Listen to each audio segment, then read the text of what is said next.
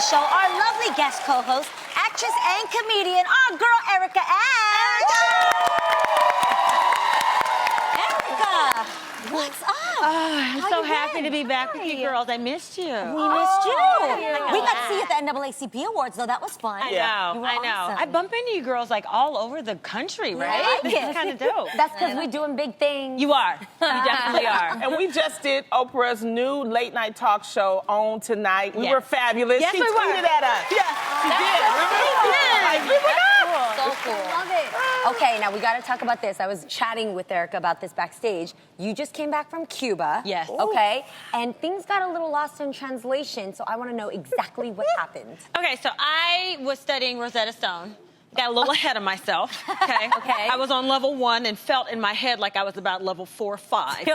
So I would go up to people and I would just start talking. There was this really hot guy and I was like, oh, hi, and in Wait, Spanish. try us. Like how? I Like was how? like, hola, ¿cómo estás? Okay. Oh, okay. You were learning with Spanish like, todo with like, bien? you know what I mean? I was like, bien? yeah. So, and I did it like, rolled off my tongue. So he just went, and I was like, and that got him, right? So, you know, the whole time we were hanging out, he was talking to me, and I was just kind of like batting my eyelashes, pretending to understand. So we exchanged numbers, and I kind of got that part out of him. So we've been emailing back and forth. And so what I did was, I would take his emails, and I would Google Translate to English. Hell no. Then respond in English and Google Translate back to Spanish. And it was working great until he was like, my love, my life, we have to use WhatsApp. That's like the death of every con. no, 'cause that's he's like, he immediate. wants to have it like quick. He's like, why are you not responding? What's wrong? Are we like lost? Like, you don't love me anymore? And I'm like, no, I do. Just wait. Hang on. I'm just trying to figure out how to tell you. Be like, my Google Translate just doesn't work that fast. Yeah, I finally had to come clean. But the good news is that he's willing to learn English with me as I learn Spanish. So you got together.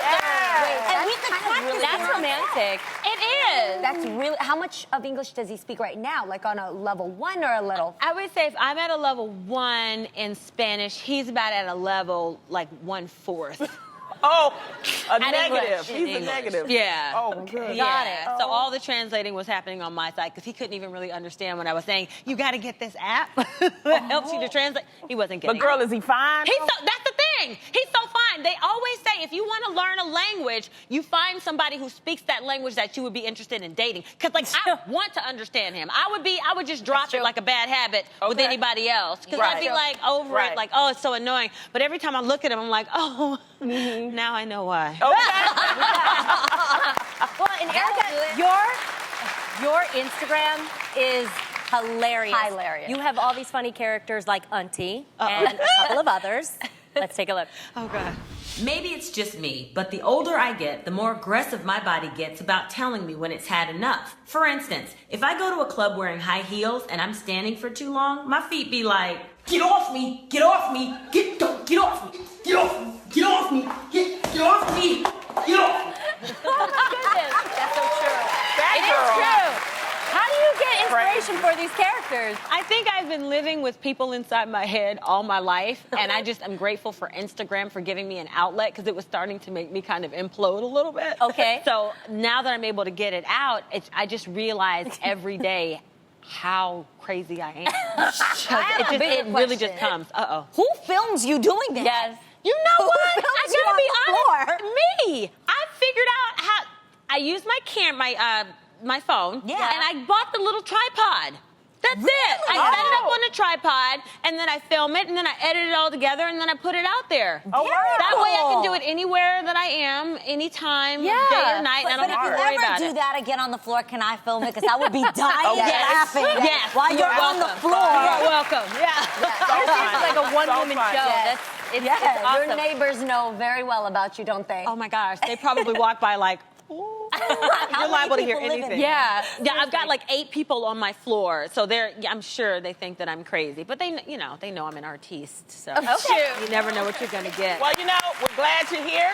Speaking of Inside Scoop, tennis star Serena Williams recently gave the world an intimate look inside her life when she announced that she was 20 weeks pregnant on Snapchat. So happy for her. Now, Serena basically broke the internet with the news, but not everyone has something good to say. Former #1 tennis player Ile Nadaste reacted to the announcement by allegedly saying, quote, Let's see what color it has. Ooh. Chocolate milk? Now, Williams decided to go high after he went so low and responded via her Instagram saying in part, I quote, "I'm not afraid, unlike you. You see, I'm no coward. Does my sassiness upset you? Why are you beset with gloom? You may shoot me with your words. You may try to kill me with your hatefulness. But still, like air, I ride." Yes, Maya. Come through, Maya Angelou. Now, a blogging Elite Daily also pointed out that there seems to be an upsetting trend when it comes to black pregnant women in the public eye. They face insensitive commentary that their white female peers do not. And ladies, do you agree with this? Interesting. I mean, it's very, very interesting because it happened with Beyonce, and it's happening with Ciara. It's because I think because they're public figures. I mean, first of all, remember when Beyonce had her first baby, and she didn't do what she did with the second baby, and people were kind of questioning, is she even pregnant? Well, you know what I'm saying? Now that she's, exposing and gave us this grand look into her life, now people are criticizing it. So to me, you can't win with people. No, that's true. Ronnie, 'cause I was even criticized. I don't know if you guys remember this, but I was criticized with the the pregnancy announcement of Araya. Yeah. I had, the clear blue pregnancy test, which I really used.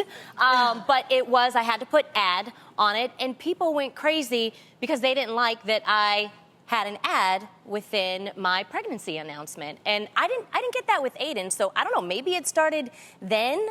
I don't know. Maybe because celebrities are making it a thing now to, do public pregnancy announcements. I don't know. I think the whole thing, like the whole pregnancy shaming thing, I don't necessarily, I definitely have seen more black women being shamed, but I think pregnancy shaming in general, it's just such a catty thing to do. And I think it's happening now because I think there are a lot more women who are wanting to get pregnant who are not able to, and they're having a lot more problems now getting pregnant. And so when they see someone, it's almost, instead of being happy for them, they just kind of go low, and then they go to the poking. And because I agree with you, because it's not just black women. Amal Clooney, who's having twins, she's being, talked about because they're saying she's too thin to have twins. You really can't make everybody happy. People are always going to have something to say. And I think if people, recognize that, if we're honest, one of the people that got the biggest flack during her pregnancy was Kim Kardashian.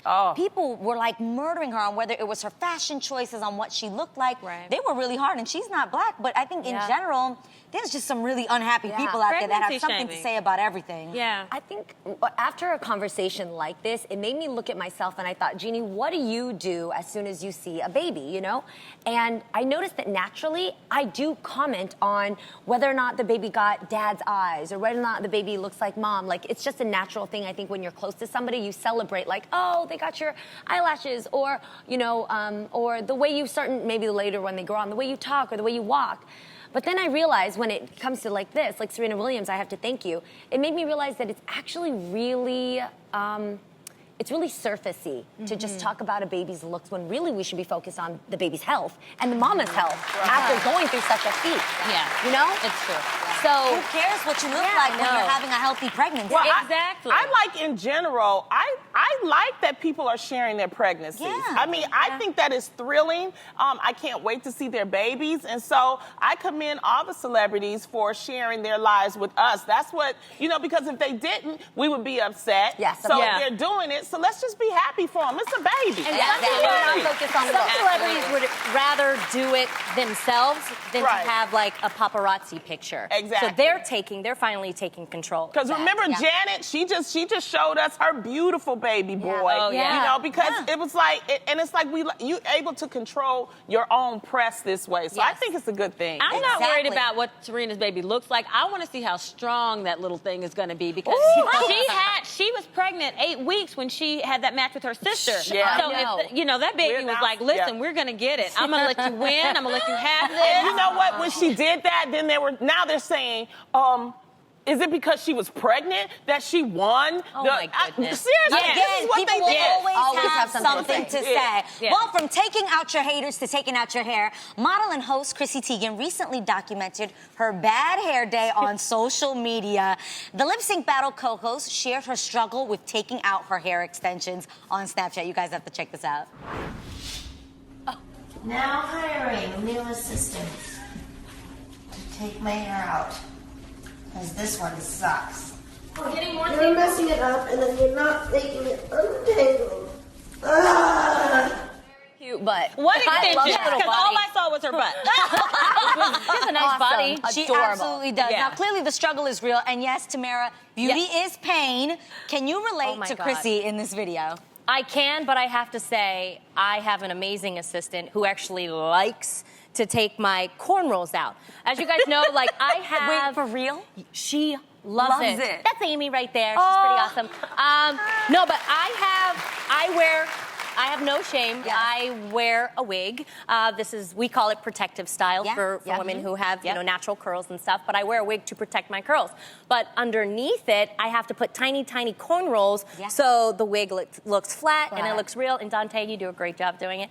But Amy, she loves to just get in my hair and actually help me take the cornrows out because before I take a shower and wash my hair, I have to take the cornrows Yeah. out. And sometimes, you guys, that could take up to like 30 minutes because they're really, really Oh my tiny. gosh. But she helps me, so it only takes like 15 minutes. But I really, really, really have to give her props because Amy is actually married to a black man, and she knows that, I have biracial hair. Yeah. She wants to learn early how to do black hair. I love and I have to that. give it Yeah. up to her Love for that. that. She's not afraid to Yeah. just get in there and take them out.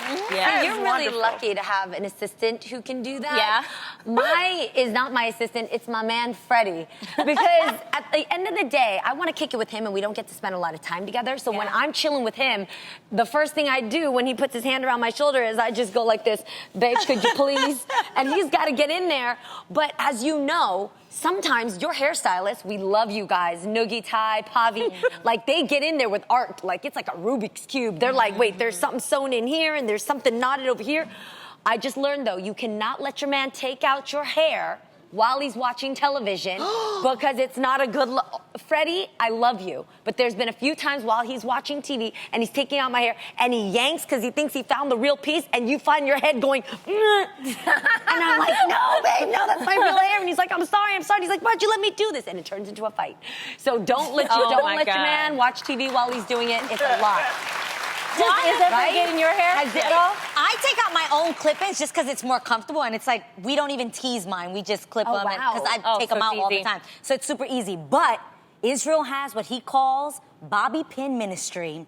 Yes, he does. Now, you know these top knots that I'm always wearing, like buns and all these little hairstyles? I swear, Ray uses so many bobby pins in my hair that hurts way more to me than any 'cause extension you has get that ever one. hurt.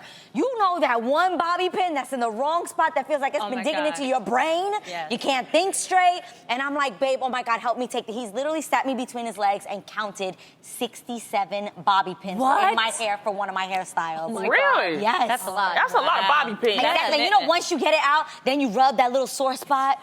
Yeah, And then I ask for a no. little head massage, and then it's all good. Yes. Good things, good things. I kind of feel like you have to let a man go through it because I want Freddie to know, I want our men to know what we go through to rock these hairstyles. True. I gotta get one first. Once I get him on board, I want to make sure that he's there for the long haul. Then we'll Yes. introduce him to that because sometimes it gets a little ratty. I remember when I was growing up, my sister would be the one because I would actually snatch my own hair out. I would get so frustrated. I'd just be like, ah, and my sister would come in like, stop snatching out your hair. I'll do it. Yeah. But she kind of did it, to keep me from killing myself. You know what? I think we're going to have to learn for you how to say take out my weave in Spanish. All right? That's the thing. How do you say that?